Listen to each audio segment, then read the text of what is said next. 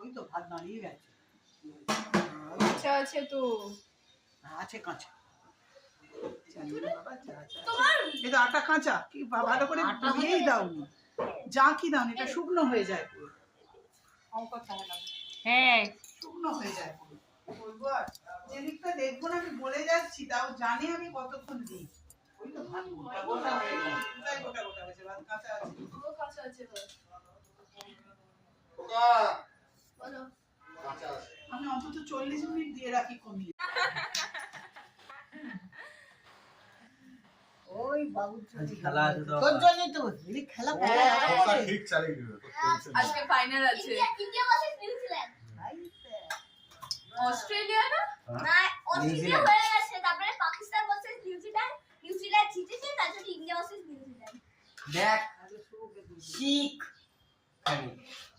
আমার শিখে কাজ আমি জানি না তো কিছু। ঠিক ও যে কি জানে না তোর ভাই, কি জানছে কথা বলতে পারবে না।